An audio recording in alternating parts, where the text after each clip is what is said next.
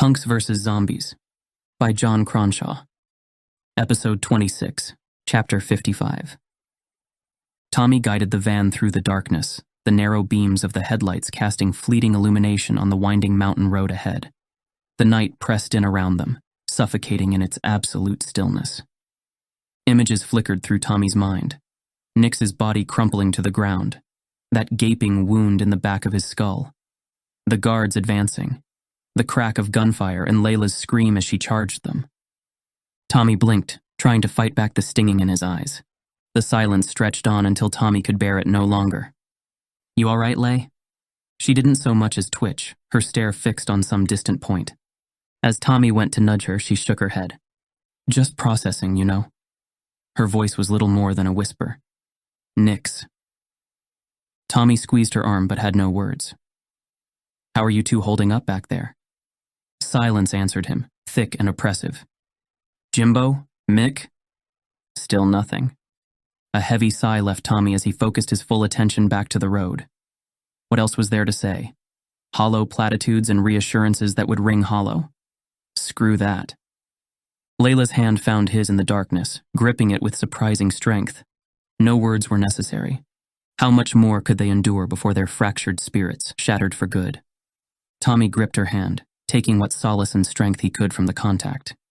He would never stop fighting, never surrender to the creeping void of despair and defeat. "We should pull over somewhere safe to sleep," Layla said. Tommy nodded. "Good idea, I feel like I'm running on fumes." Mickey leaned between the seats. "We can't stop, they could be right behind us." "Damn it, you're right." He slammed down on the gas, the van's engine growling as they hurtled through the night. "Where are we headed?" Layla asked. "Denver," Tommy said. "We'll regroup with the others there, try and get fuel and supplies." Mickey shook his head. "No way, man. You really want to roll up on another city right now?"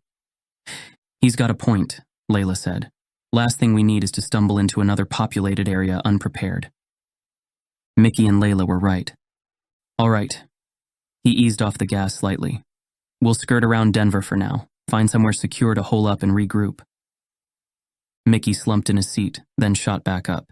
"Just remembered, my stash is running low." "How much you got left?" 2-3 doses maybe." Mickey's voice took on a desperate edge. "You know how this goes down if I run out completely." Layla turned in her seat. "You're joking, right? After everything that just went down, that's what you're worried about." "You don't understand withdrawal," Mickey snapped. "That stuff gets bad like puke your guts out, wanna die bad. I need to re-up soon or I'm completely screwed. That stuff's helped me hold it together. You don't need me dragging us all down." "We'll think of something." He cast a sidelong glance at Layla. "We're there for you, Mickey. You know that." A tense silence descended over the van. "We can't risk going into Denver until we know what we're dealing with." He glanced back at Mickey. "But I promise. As soon as we've had a chance to rest and regroup, getting you sorted is the priority." Mickey opened his mouth to protest but seemed to think better of it, slouching back with a muttered curse. The silence stretched on, the rumble of the engine the only sound as they pressed onwards, putting as much distance between themselves and haven as possible. The pale light of dawn cut through the van's windshield as Tommy guided them into the outskirts of a small mountain town. Boarded-up storefronts and abandoned vehicles lined the streets. Rather than heading straight for the gas station on the edge of town, Tommy slowed to a crawl and began navigating a cautious circuit of the main roads. His eyes roved, scanning every shadowy alleyway and darkened doorway for any signs of threat or movement. Satisfied the town appeared free of zombies, he edged back towards the gas station and killed the engine alongside the pumps. Across the street, a hardware store caught his eye, its windows intact. A few seconds later, Roxy pulled up beside them. "Looks clear," Tommy said. "I'm going to top up the tank before we shove off again. I'll take another look around the perimeter, just to be safe." Tommy watched her slip from the driver's seat, rifle in hand, and begin a slow patrol of the surrounding area. Only once she'd circled the gas station without incident did he grab a fuel nozzle and set about refilling their tank. A flicker of movement in his peripheral vision made him start, his head whipping around to find the source. It was only Layla emerging from the van, scanning their surroundings with the same guarded alertness. "How are we looking?" she asked. "Quiet for now." He risked another look around as the fuel nozzle clunked and hissed. Once we're done here, I'm thinking we push on and try to find somewhere more defensible to regroup. Makes sense. What about Zero and the others? Others, there's only him and Rox now. Roxy reappeared at that moment, slinging the rifle over her shoulder as she made her way over to them. Dark circles surrounded her eyes, her movements stiff. All clear over that way. What's the plan? Tommy thinks we should push on, Layla said. Try to find somewhere more secure to hole up and figure out our next move. Sounds like our best play. You get through to Zero yet? Tommy asked. Not yet. How's Jimbo holding up? About as well as can be expected. He raked a hand through his lank hair. Haven really did a number on him. Roxy's brows knitted together. Yeah, I think Zero's taking it hard too. We've all lost a lot. Damn right. They lapsed into a heavy quiet. She broke the silence with a sigh. I should gas up, then we should try and get our bearings. Any idea which way we should head from here? We'll want to skirt the Denver metro area, at least for now. Get back on the highways. Roxy grunted, already moving to the pumps. Tommy stared at nothing, the weight of everything pressing down on his skull. How much more death would they have to deal with? How much more could they take? Hey, Roxy's voice cut through his spiraling thoughts. We're still here. That's what counts for now, right? He gave a tight nod. One step at a time, that's all we can do. Zero emerged from the Minx van, his movements stiff and labored. How are you holding up, man? Zero-eyed Tommy, his hand drifting up to prod around where he'd been shot. Been worse. I'll live. Tommy watched him for a moment, searching for the right words. I meant about what happened back there. The muscle in Zero's jaw twitched. His gaze slid away, fixating on something in the middle distance. He gestured towards the darkened storefronts lining the opposite side of the street. That hardware store. We should take a look. Are you sure? Over here, Zero called, already heading towards the store. We'll need shovels. Tommy frowned. Shovels? What for? Zero fixed him with a glare. For Nick's, dumbass. We're not just leaving his body out in the open like some piece of trash. A lump formed in Tommy's throat. You're right, let's do it properly. He fell into step behind Zero, casting a glance back towards their vans. Roxy had finished refueling and was making her way over, Layla close on her heels. The plate glass windows were unshattered, but coated in a thick veneer of dust and grime. As they drew closer, Layla slowed her pace. You sure this is a good idea? We've got no idea what's in there. Only one way to find out, Zero said, dropping into a crouch to peer through the window. How's it looking? Roxy asked. Can't see much from out here. He adjusted the rifle slung across his back. But I didn't spot any signs of movement or anything out of the ordinary. The others converged around the window, taking turns to peer inside. Layla lingered back, circling the perimeter with her tire iron at the ready, standing, watchful guard. Looks clear to me, Roxy said. Let's check it out, Tommy said. Stay alert. Roxy gripped the door's handle. It was unlocked, and they filed inside, the dim interior smelling of sawdust and machine oil. A hand-painted sign hung haphazardly from one shelf's edge. WWG1, WWGA scrawled across it. What's that supposed to say? Zero grinned. Well, I'll be damned. Layla shot Tommy a questioning look, but he could only offer a wordless shake of his head. Zero traced his fingers along the improvised sign. This sad sack really drank from the QAnon Kool-Aid all the way until the bitter end, huh? I thought you were into all that stuff, Roxy said. That psyop? Zero scoffed. Trust the plan, my ass. Sit back, sheeple. Nothing to see here. Do I look like some lazy boy general to you? Baking crumbs left by the deep state to keep us docile. You're right. I mean, I've absolutely no idea what you're talking about, but I'll just nod along. Zero shook his head. The world's gone to hell and you're still asleep. I wish I could be you, I really do.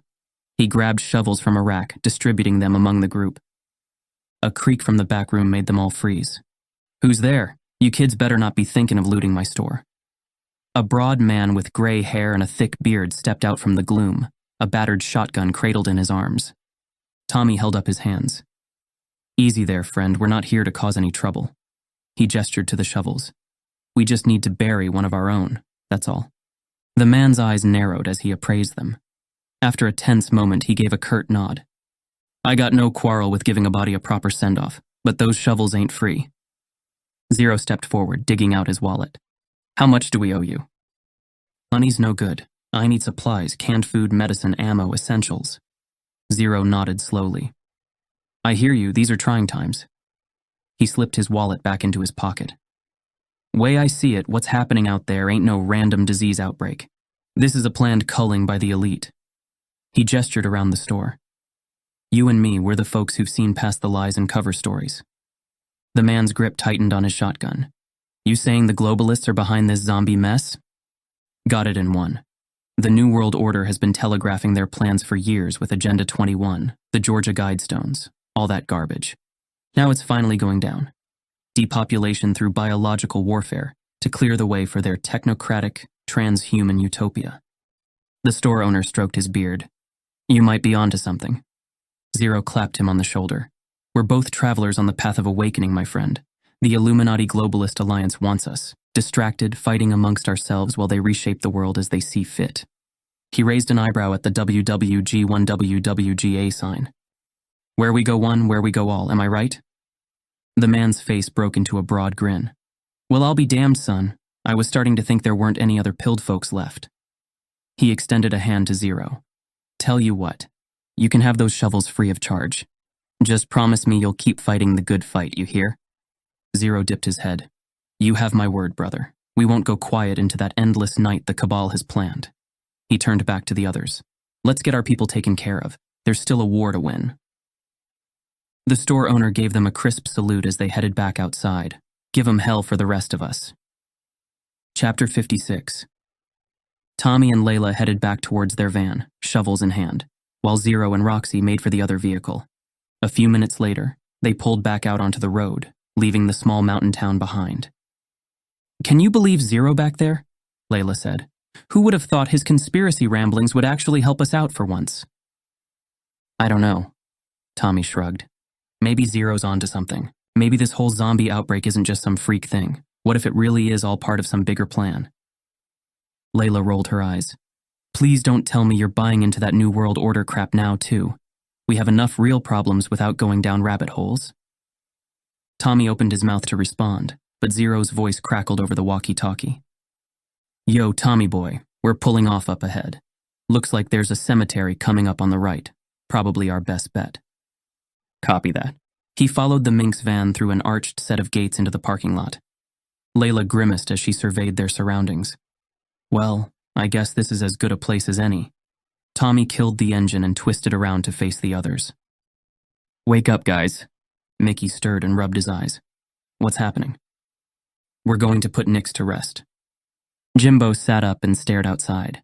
Tommy took in a breath, his gaze fixed on the rows of headstones. We say goodbye, then get back on the move. We all good? Let's do this then, Layla said. Taking the shovels, they followed Zero down a narrow trail that opened up into a small, grassy clearing, the morning sun filtering through the budding trees. Zero surveyed the area with a nod of approval. Perfect, peaceful. The rest of them stood in heavy silence for a long moment before Layla stepped forward. Let's get to it then. Jimbo took the lead, picking a spot beneath a gnarled oak tree, and began to dig without a word. The others joined in, the soft thunk of metal on dirt the only sound as they worked. Roxy's breath grew labored after a while, the dark circles becoming even more pronounced beneath her eyes. But she didn't pause or complain. Zero attacked the earth with the same relentless intensity, his powerful swings sending clods of dirt flying despite his injured shoulder. Tommy found his mind drifting as he dug, thoughts turning to Neve and Sean back in Philly. He shook his head, trying to focus on the task at hand. There would be time enough to reunite with his family, or grieve their loss later. For now, their duty was to Nix. All too soon, the grave was ready. Moving as one, they gently lifted Nix's body from the van and lowered it into the earthen trench. Zero took his place at the head of the grave. Nix, you crazy son of a bitch, you were the realest of the real ones, you know that? The heart and soul of our band. He blinked and stared down into the pit. Remember when we found your scrawny ass busking on that street corner in Pittsburgh, just wailing away on that beat-up bass like it owed you money? He shook his head. You were so damn green. But you had passion, and you had heart. More than enough to make up for your lack of skill back then. A quiet chuckle escaped Jimbo, the first real reaction any of them had gotten since Haven. When our former bassist quit like a little bitch mid-tour, we knew we had to scoop you up before anyone else did. Best decision we ever made, letting your scruffy ass into our van and onto our stage. For a moment, Zero's stoic facade cracked, his voice wavering. You were the glue that held this whole freak show together, especially during that last album. Always knew just what dumb joke to bust out to break the tension. A small grin broke across Jimbo's features. He always used to call me the Phil Collins of punk. That startled a laugh from Roxy, followed by a sniffle. Tommy found himself smiling despite the tears welling in his eyes. Used to tell him if I ever left, I'd do it by fax. Really channel that Phil Collins energy. As their laughter tapered off, a reverent hush fell over the group once more. Zero swallowed hard, looking down at Nix's still form. We'll miss you, brother. The road won't be the same without your dumb jokes and worse haircuts. His voice cracked, and he stepped back. Jimbo moved to stand beside him, his arm looping around Zero's shoulders. One by one, they began taking handfuls of earth and scattering them into the grave in silence. A final send-off. When the last mound of soil had been patted into place, they lingered for a few moments. Come on, Tommy said. Let's get moving like Nix would want. We've got a long road ahead. As they prepared to leave the clearing, he couldn't help but steal one last glance over his shoulder at the freshly turned earth. Chapter 57. A heavy silence hung over the group as they made their way back towards the vans. Tommy walked slightly apart from the others, his jaw clenched as he wrestled with the grief and fatigue churning within him. How much more could they endure before the relentless onslaught of this new reality crushed them? A snarl split the air, shattering the calm. Tommy froze, every muscle tensing as a zombie shambled into view at the edge of the tree line, milky eyes locked onto them with mindless hunger. Tommy's shoulders sagged. Not again. The others registered the threat, raising their shovels defensively. More rotting forms emerged from the brush, the air filling with their growls. Stay close, Tommy said, brandishing his own shovel as the first wave of undead converged on them. Back to the vans, quickly. He swung with all his might, the shovel's edge crunching into the skull of the lead walker. Bone and viscera sprayed as the creature crumpled, but its brethren surged forward. Moving as one, the group formed a tight defensive phalanx, shovels flashing in the late morning light as they battered the dead back. Tommy grunted, his arms burning as he swung to carve a clear path. All around him, his friends fought with the same ferocity. Even Jimbo had roused from his shell-shocked state, a roar tearing from his throat as his shovel decapitated another zombie. The dead fell in twitching heaps around them, but the mindless horde seemed inexhaustible, more of the things clawing their way forward. Tommy shattered the skull of another zombie. Fall back. They fell into a fighting retreat, desperation fueling wild swings. Roxy screamed and fell back, hitting the ground hard. Tommy shot between her and a zombie, caved in its skull with a bone-jarring strike, and hauled Roxy back to her feet. Layla dashed towards the van, fumbling to yank the driver's side door open. Tommy swept in, batting the zombies aside with a flurry of shovel strikes to give her an opening. Get it started. Layla hauled herself into the driver's seat as Tommy whirled back towards the melee, his heaving breath sawing in his throat. Mickey reached the van next, his eyes wild as he clambered into the back and slammed the door shut behind him. Jimbo joined him a heartbeat later, drenched in sweat and worse. Zero grabbed Roxy's hand and together they fought towards the second van, their shovels clearing a narrow path with every desperate swing. Behind them, Tommy brought up the rear, swiveling to bat aside the encroaching dead. Zero and Roxy piled into the Minx van as Tommy whirled for a final, gasping glance around the chaotic scene. Fresh waves of undead continued pouring forth from the tree line. Tommy's arms felt like lead weights, each shovel strike a monumental effort. How many more battles like this awaited them? How many more friends would they be forced to bury along this endless, blood-soaked road? A sudden impact against his back sent him staggering, shovel falling from numbed fingers. He twisted to see a zombie reaching for him, its breath rancid as it pressed him back against the van. He grappled desperately, trying to keep those jaws at bay, his strength waning. A deafening crack rang out and the zombie's head snapped back in a welter of splintered bone and brain matter. Layla stood in the open van doorway, rifle still raised to her shoulder. Get in the van, Tommy. You drive. Flinging himself away from the twitching corpse, He hurled himself through the open door as Layla swung the rifle's muzzle back towards the seething press of undead. She kept up a blistering rate of fire, carving a window through which Tommy could slam the van's side shut. He threw the locks just as a wave of fetid bodies banged against the metal, howling and clawing at the doors. For a frozen instant, the world shrank down to those rattling walls. Then the engine thundered to life, and they hurtled forward. Tommy's chest heaved as he watched Roxy and Zero's van swerve in tight pursuit. His breaths came harsh and ragged, adrenaline slowly leaching from his limbs to be replaced by soul-deep exhaustion. Mickey let out a shuddering breath. "I don't know how much longer I can keep doing this, man." "Me neither," Tommy said, "but we don't have a choice, not anymore." To be continued. Please subscribe so you don't miss out